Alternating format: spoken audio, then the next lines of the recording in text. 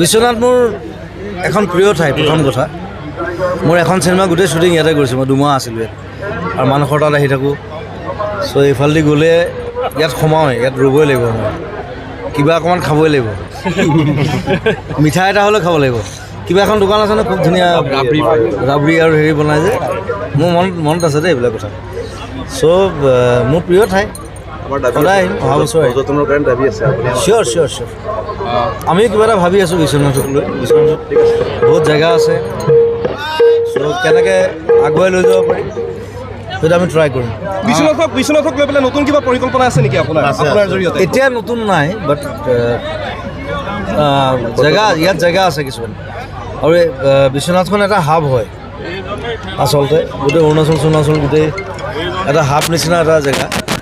চ' ইয়াত আচলতে বহুত বস্তু কৰিব পাৰি, টুৰিষ্ট স্পট হ'ব পাৰে। আমি যদি ট্ৰাই কৰোঁ, ধুনীয়া ধুনীয়া জেগা আছে, চাবলৈও জেগা আছে। আৰু ইয়াৰ পৰা ওচৰ হয়, অৰুণাচল ওচৰ হয়, এইটো ওচৰ হয়, গুৱাহাটী যাব পাৰে, মাজুলী যাব পাৰে, যোৰহাট যাব পাৰে। চ' এটা হাব হ'ব, will try. Of course I'll do it. Thank U.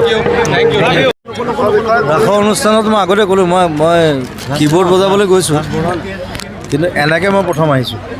আৰু মই শুনিছোঁ যে এইফালে ইমান ধুনীয়া ধুনীয়া ৰাস হয়। ৰাসৰ অনুষ্ঠানত প্ৰগ্ৰেম কৰিবলৈ গৈছোঁ, নলবাৰীত গৈছোঁ, হাউলিত গৈছোঁ, কিন্তু এইফালৰ আমাৰ মাজুলী ৰাসতো মই যোৱা নাই আজিলৈকে। চ' যাব মন আছে। আৰু এইটো আমাৰ এটা সংস্কৃতি বৰ ধুনীয়া। এইটো এটা বিপ্লৱ হওক, আৰু ডাঙৰ হওক, আৰু ভাল হওক, ক্ৰিয়েটিভ হওক।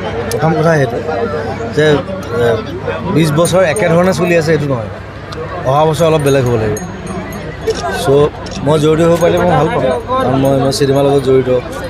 ৰাসটো তেনেকুৱা এটা বস্তু, এক্টিং তাত থাকে, তাত সংস্কৃতি থাকে, তাত গান থাকে, মিউজিক থাকে। চ' আপোনালোকে অব্যাহত ৰাখক, আমি আছোঁ, সকলো আছোঁ। বিশ্বনাথত যিহেতু আপুনি প্ৰথমবাৰৰ বাবে আহিছে ৰাস উপভোগ কৰাৰ বাবে, ৰাইজলৈ কি ক'ব, বিশ্বনাথবাসীলৈ কি ক'ব?